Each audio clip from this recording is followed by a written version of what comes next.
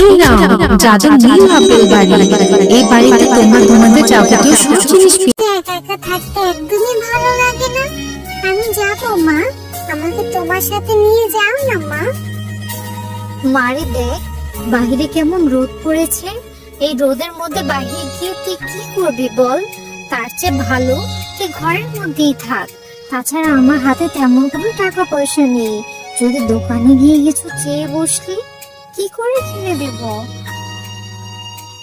আমাকে কিছু কিনে দিতে হবে না মা, আমাকে শুধু তোমার সাথে নিয়ে যাও।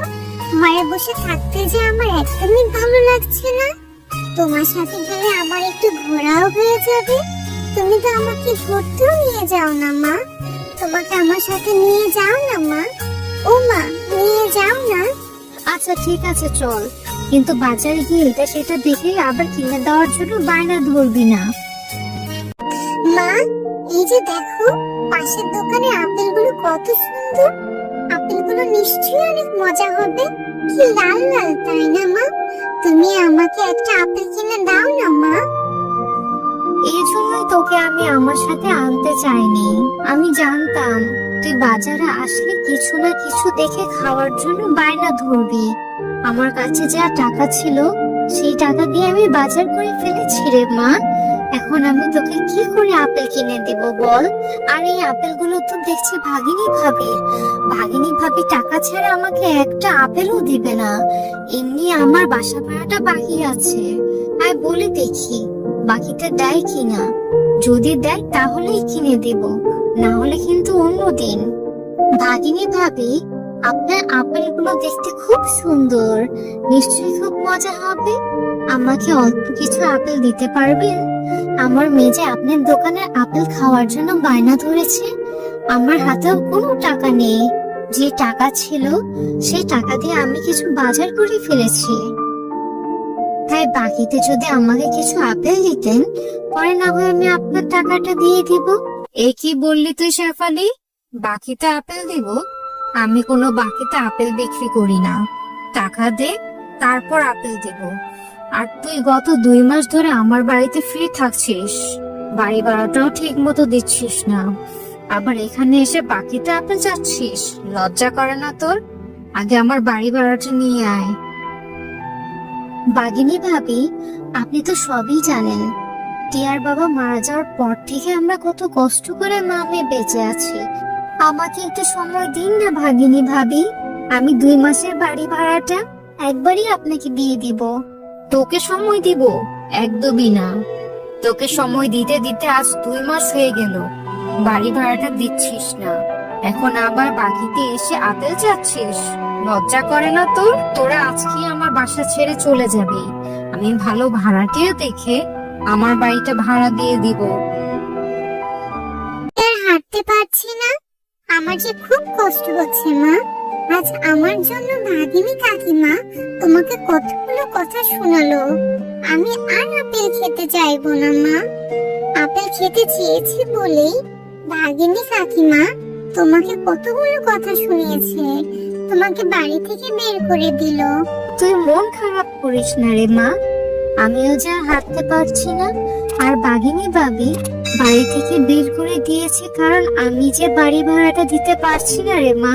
তোর বাবা মারা যাওয়ার পর থেকে কত কষ্ট করে সংসারে দুবেলা দুখাবার খেয়ে বেঁচে আছি, বাড়ি ভাড়াটা কোথা থেকে দেবো রে মা? এখানে তো আশেপাশে কোনো বাড়িঘরও দেখছি না। অনেক কষ্ট হচ্ছে তোর, তাই না মা? চল মা, আর একটু সামনে এগিয়ে দেখি কোনো বাড়ি খুঁজে পাই কিনা।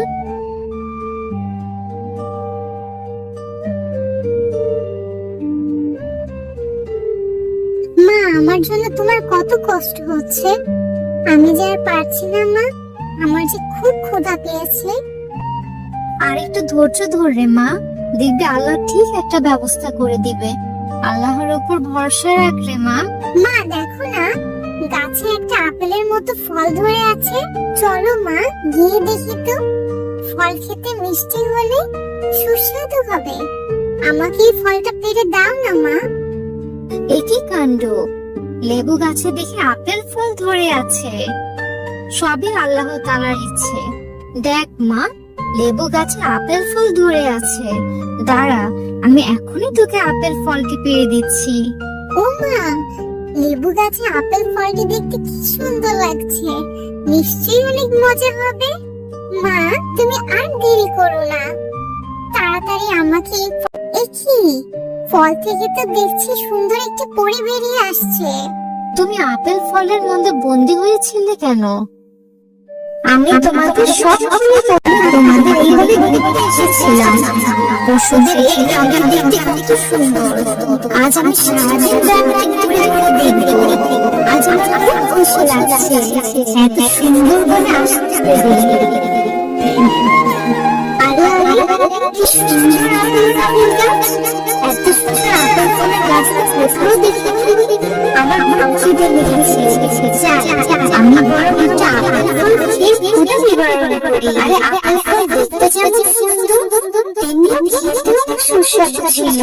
এরপর আমি আপেল খাওয়ার সময় একটি আপেল তান্ত্রিক বাবার মাথার উপর পড়ে যায়। আরে কে রে, এত বড় আপেলটা আমার মাথায় ঢিল দিল আমার ধ্যানটা নষ্ট করার জন্য। ও তুই পড়ি, তোর এত বড় সাহস, তুই আমার ধ্যানটা নষ্ট করার জন্য এটা মেরেছিস? না না তান্ত্রিক বাবা, আমি তো ইচ্ছে করে যেতে মানিনি। আমি তো পরিবার থেকে এইভাবে ঘুরতে এসেছি, আর আপেল খাওয়ার সময় একটি আপেল আপনার মাথার উপর পড়ে গেছে। আমি তো আপনাকে খেয়াল করিনি গো তান্ত্রিক বাবা। এরপর তান্ত্রিক বাবা আমার কথা বিশ্বাস করেনি, আর আমাকে সে রেগে আছে আপেল ফল বানিয়ে দিয়ে চলে যায়। আর যাওয়ার সময় বলে যায়, আর কেউ যদি আপেল ফলটা ছোঁয় তাহলে আমি বুদ্ধি দোষ থেকে চিরতরে মুক্তি হব। আজ তোমাদের কারণে আমি মুক্তি পেলাম। তোমাকে অনেক ধন্যবাদ শেফা। ও এই ব্যাপার, তাহলে তুমি এখনই পরিরাজ্যে চলে যাও, না হলে ওই দুষ্ট তান্ত্রিক তোমাকে আবারও বন্দি করতে পারে। তুমি অনেক ভালো শেফা, কিন্তু তুমি আর তোমার মেয়ে এই গভীর জঙ্গলে কি করছো? তারপর শেফা তাদের সাথে ঘটে যাওয়া ঘটনা পরীকে সব খুলে বলে। এটা ঠিক হয়নি, তোমাদের সাথে খুব খারাপ হয়েছে। তোমাদের এই কথা শুনে আমার খুব কষ্ট হচ্ছে। তোমরা যেহেতু আমার জীবন বাঁচিয়েছো, তাহলে আমি তোমাদেরকে উপহার দিতে চাই। এই নাও যাদের নীল আপেল বাড়ি। এই বাড়িতে তোমরা তোমাদের যাবতীয় সুখ পেয়ে যাবে। তোমরা যখন যেটা ইচ্ছে সেটা খেতে পারবে, তোমাদের কোনো কিছুর অভাব থাকবে না। তোমাকে অনেক ধন্যবাদ পুরি, তোমার এই ঋণ আমরা কখনো ভুলতে পারবো না।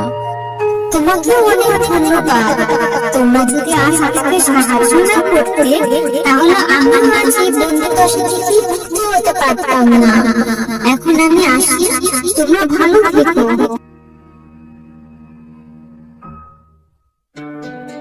দেখো না মা, আমাদের কত সুন্দর একটা বাড়ি হয়েছে, তাও আবার নীল আপেল বাড়ি। এই বাড়িতে আমরা নাকি সবকিছু পেয়ে যাব, যা ইচ্ছা তাই খেতে পারবো, আমাদের আর কোনো অভাব থাকবে না, তাই না মা? হ্যাঁ রে মা, সৃষ্টিকর্তা মনে হয় এবার আমাদের দিকে মুখ তুলে তাকিয়েছে। যাক, ভালোই হয়েছে। ভাগিনী ভাবি যদি আমাদেরকে বাড়ি থেকে তাড়িয়ে না দিত, তাহলে আমরা এত সুন্দর নীল আপেল বাড়ি পেতাম না রে মা।